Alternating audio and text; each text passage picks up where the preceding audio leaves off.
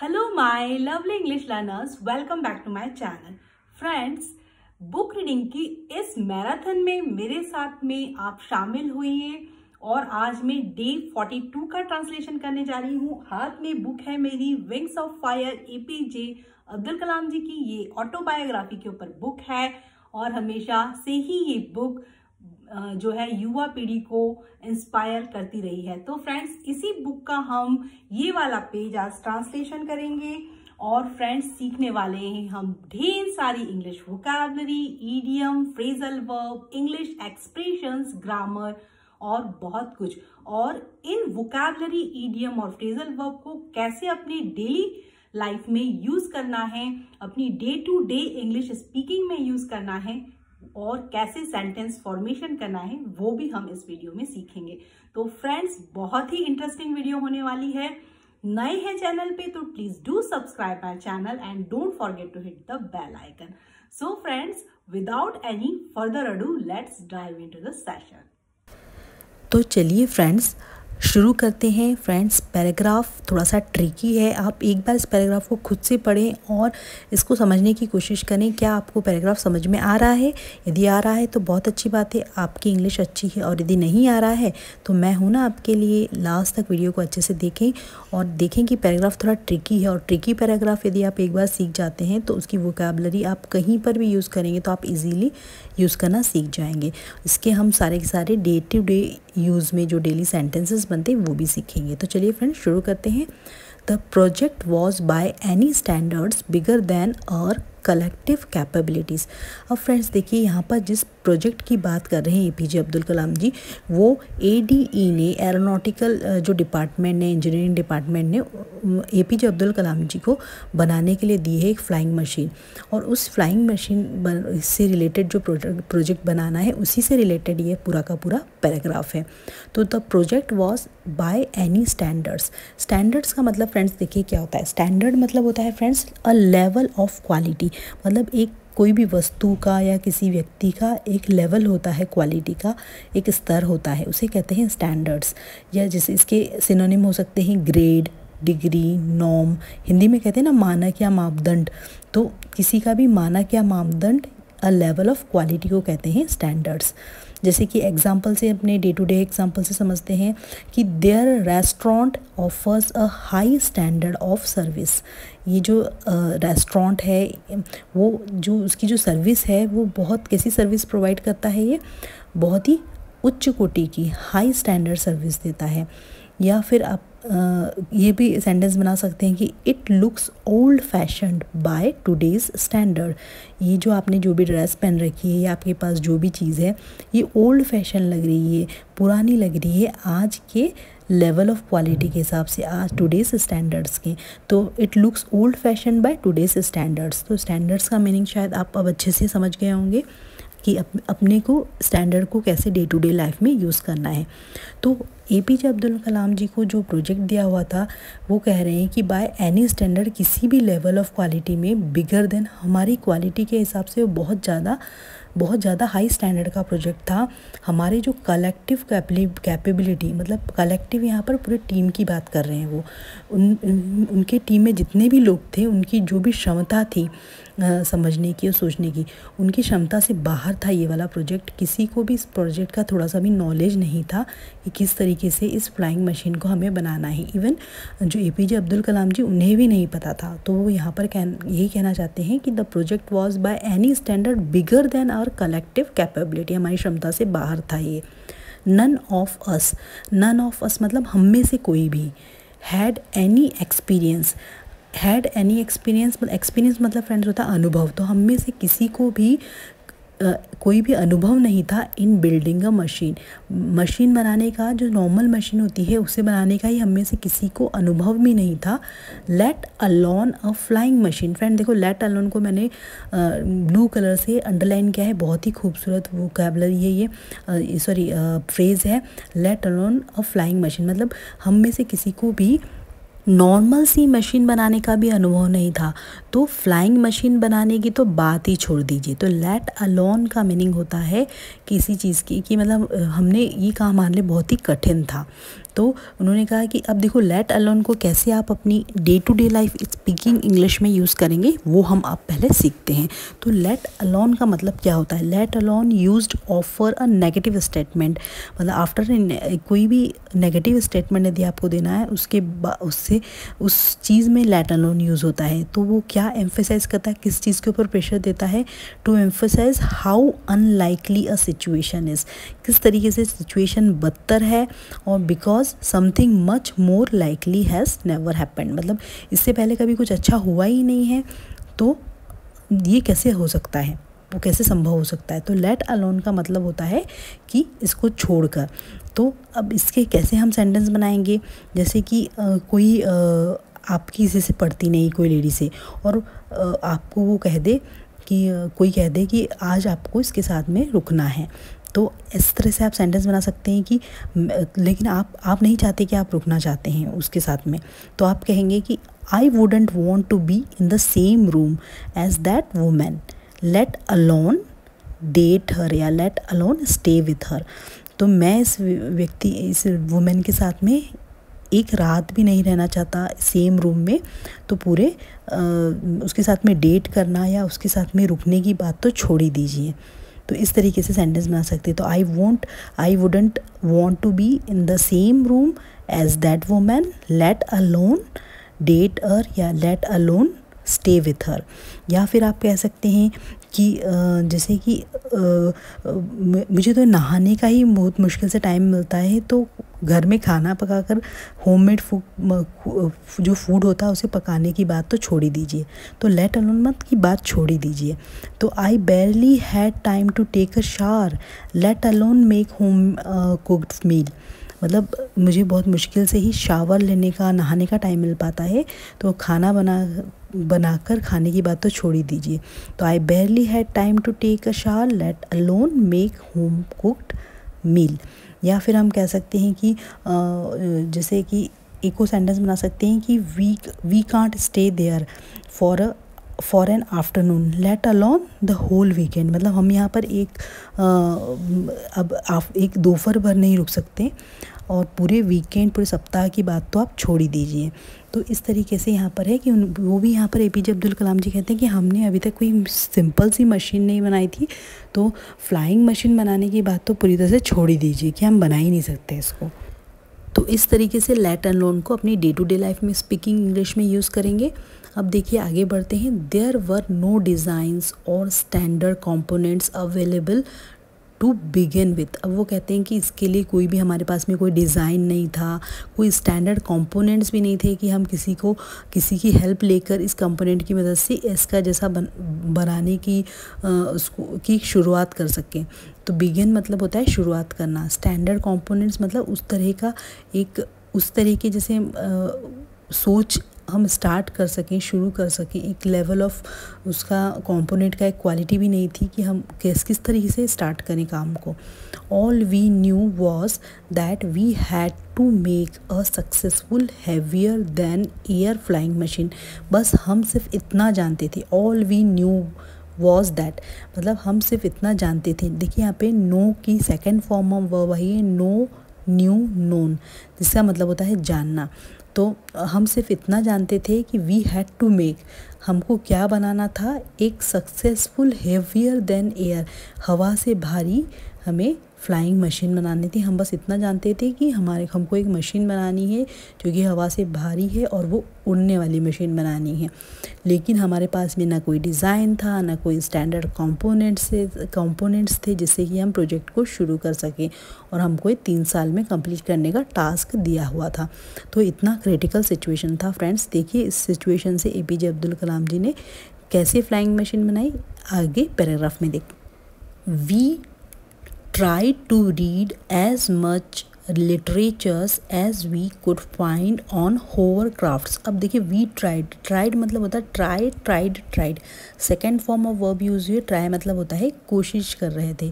we tried to read मतलब होता है पढ़ना। हम क्या पढ़ने की कोशिश कर रहे थे, as much literatures मतलब होता है साहित्य।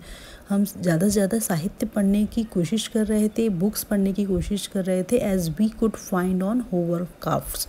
अब जो भी होवरक्राफ्ट्स के ऊपर जो भी लिटरेचर्स थी, बुक थी, उन्हें ज़्यादा से ज़्यादा वो पढ़ने की कोशिश कर रहे थे कि उसमें से कुछ इस टाइप की मशीन बनाने का मिल जाए। तो फ्रेंड देखिए, होवरक्राफ्ट मतलब क्या होता है। तो होवरक्राफ्ट यानी कि ऐसा व्हीकल और क्राफ्ट या ऐसा कोई वाहन दैट ट्रेवल्स ऑन लैंड और water on a cushion of air provided by a downward blast. मतलब आप देखिए, जैसे इस इमेज में भी आप देख सकते हैं, पिक्चर में देख सकते हैं कि एक ऐसा व्हीकल होता है जो कि पानी के ऊपर और धरती पर, लैंड पर चलता है। इसके नीचे कुशन्स लगे होते हैं और उसमें हवा भरी होती है। तो उससे रिलेटेड जो जैसे बड़े बड़े शिप होते हैं वो पानी के ऊपर कैसे चलते हैं, तो उसको कहते हैं होवरक्राफ्ट। लेकिन होवर का मतलब तो होता है कि एक ही जगह पर remain in a one place in a air. जैसे कि आर्मी हेलीकॉप्टर्स हवा में मंडरा रहे हैं तो कहते हैं आर्मी हेलीकॉप्टर्स होवर्ड ओवरहेड। मतलब हमारे सर के ऊपर आर्मी के हेलीकॉप्टर्स मंडरा रहे हैं, तो मंडराने को कहते हैं होवरिंग। लेकिन होवरक्राफ्ट मतलब होता है ऐसा वाहन जो कि लैंड में या पानी के ऊपर जो कुछ कुशन ऑफ एयर्स की मदद से चल सकते हैं। लेकिन जो ये थे लैंड और वाटर के ऊपर चलने वाले, लेकिन हवा के ऊपर चलने वाले ऐसे कोई भी व्हीकल की जो है लिटरेचर, साहित्य उनके पास में बुक्स नहीं थी अवेलेबल। तो वो यहाँ पर यही कहना चाहते हैं कि we try to read as much literature as we could find. जितना भी हमको ऑन होवरक्राफ्ट के ऊपर जितना भी हमको बुक्स मिल रहा था उसे हम पढ़ने की कोशिश कर रहे थे, बट नॉट मच अवेलेबल। लेकिन उनके पास में कुछ ऐसा ज़्यादा उनका कुछ मिला नहीं उन्हें। We try to consult people knowledgeable in this area. अब उन्होंने क्या, परामर्श लेना स्टार्ट कर दिया जो इस एरिया में नॉलेजेबल थे, जिन्हें इस फील्ड के बारे में कुछ पता था। तो वी ट्राई टू कंसल्ट मतलब होता है कि परामर्श लेना। जैसे इसको कंसल्ट वर्ड को हम कैसे यूज़ करेंगे, वोकैबुलरी को। कंसल्ट मतलब होता है आस्क, सीक, एडवाइस लेना, इन्फॉर्मेशन लेना, परामर्श करना, उसे कहते हैं कंसल्ट। जैसे कि अपनी डे टू डे लाइफ में ऐसे यूज़ कर सकते हैं आप कंसल्ट को कि यदि तुम्हें डर लग रहा है ना तो डॉक्टर से कंसल्ट कर लेना चाहिए। तुम्हें अपनी कोई बीमारी के बारे में आप चिंता हो रही है तो if you are worried you should consult your doctor. आपको डॉक्टर की परामर्श ले जानी चाहिए। या फिर आप कह सकते हैं कि मैं आज हॉस्पिटल गया था डॉक्टर से अपनी बीमारी के बारे में कंसल्ट करने के लिए, परामर्श लेने के लिए। तो today I visited to hospital to consult to doctor about my disease. या फिर आप कह सकते हैं कि यदि हम फ्रिक्वेंटली लगातार कंसल्ट करेंगे तो हमें कोई कन्फ्यूज़न नहीं होगा। तो we consult frequently to avoid confusion. या फिर इस तरीके से भी सेंटेंस बना सकते हैं कि गवर्नमेंट यदि कोई प्लान निकाल रही है, उस प्लान के बारे में कुछ लोग इंटरेस्टेड हैं, तो गवर्नमेंट को उन लोगों के साथ में एक बार पूछताछ कर लेनी चाहिए, परामर्श कर लेना चाहिए। तो the government must consult with interested bodies या बॉडीज़। तो इस तरीके के सेंटेंस आप बना सकते हैं। जैसे कि the 2 teams consult 3 times a week. 2 team थी, वो बार 3 बार एक हफ्ते में 3 बार एक दूसरे से पूछताछ कर रही थी, परामर्श ले रही थी। तो इस तरीके से कंसल्ट वोकैबुलरी को आप अपनी डे टू डे लाइफ में यूज़ कर सकते हैं। तो इस तरीके से APJ अब्दुल कलाम जी भी अब जो इस एरिया में जो नॉलेजेबल लोग थे, जिनको ज़्यादा जानकारी थी, नॉलेजेबल थे, वो उनसे पूछताछ कर रहे थे, बट कुड फाइंड नन। लेकिन उन्हें कुछ भी नहीं मिला।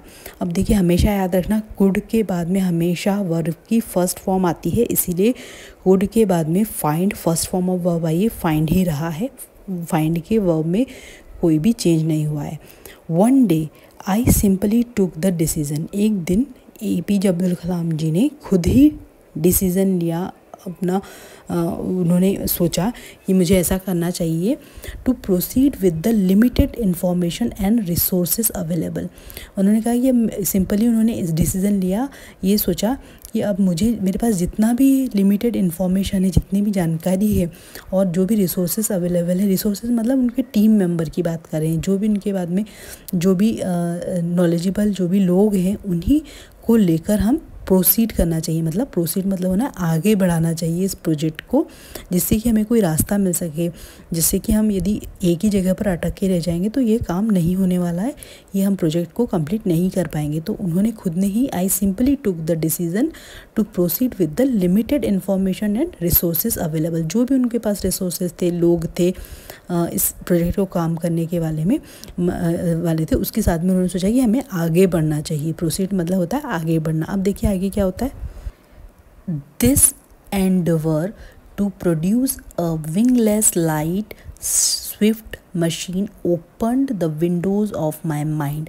अब देखिए दिस एंडेवर बहुत ही प्यारी और डे टू डे लाइफ में यूज़ होने वाली वोकैबलरी है एंडेवर। एंडेवर मतलब फ्रेंड्स होता है ट्राई हार्ड टू डू और अचीव समथिंग, मतलब किसी भी चीज़ को करने के लिए बहुत कठिन परिश्रम करना, प्रयास करना, ट्राई करना, अटेम्प्ट करना, वेंचर जोखिम उठाना, उसे कहते हैं एंडेवर।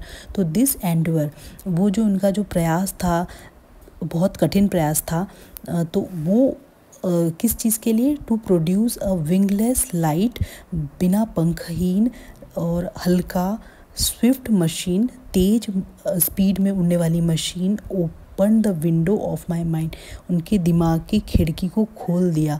इस तरीके का जो उनका प्रयास था, हार्ड वर्क था, उसने इस तरीके की जो बिना हल्की पंखहीन जो और तेज़ गति से उड़ने वाली मशीन बनाने के का जो उन्होंने प्रयास कर रहे थे, उन्होंने उनके दिमाग के दरवाज़ों को खोल दिया। Open the windows of my mind, उन्होंने उनके दिमाग को खोल दिया, दरवाज़ों को। अब देखिए एंडेवर बहुत ही प्यारी वोकैबलरी है, जैसे इसे हम कैसे सेंटेंस बना सकते हैं। He has impressed me with his effort and Endeavour, वो मुझे उसके कठिन प्रयास से और उसके एफर्ट से मुझे वो इम्प्रेस कर चुका था, मुझे प्रभावित कर चुका था। तो he has impressed me with his effort and Endeavour. या फिर आप बना सकते हैं बेहतर करने के लिए और प्रयास करो, एंडेवर टू डू बेटर। या फिर आप बना सकते हैं we will endeavour to resolve the issues, मतलब हम इस इशू को, इस मुद्दे को सॉल्व करने के लिए, रिजॉल्व मतलब होता है किसी चीज़ को सॉल्व करना, तो इस मुद्दे को सॉल्व करने के लिए हम कठिन परिश्रम करेंगे या प्रयास करेंगे।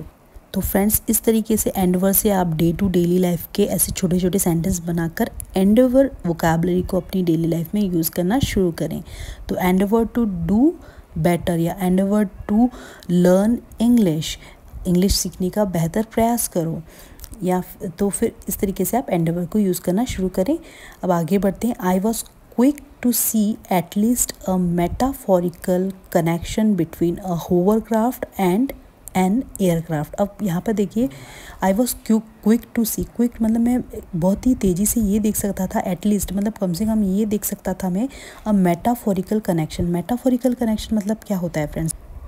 मेटाफोरिकल कनेक्शन मतलब होता है दो चीज़ के बीच में कंपेयर करना, सिंबॉलिक लिंक होता है उसके बीच में, मतलब comparison between two things where one thing is used to represent और स्टैंड फॉर अनदर।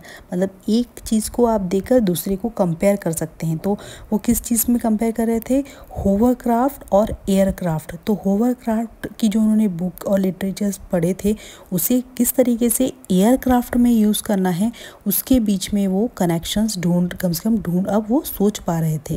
तो आई वॉज क्विक टू सी, मैं आसानी से अब देख सकता था एटलीस्ट अ मेटाफोरिकल कनेक्शन बिटवीन होवरक्राफ्ट, जो कि होवरक्राफ्ट मतलब जो लैंड और वाटर में चलने वाले जो व्हीकल होते हैं, और एन एयरक्राफ्ट, यानी कि दोनों होवरक्राफ्ट और एयरक्राफ्ट के बीच में अब एपीजे अब्दुल कलाम जी कंपैरिजन करना सीख चुके थे।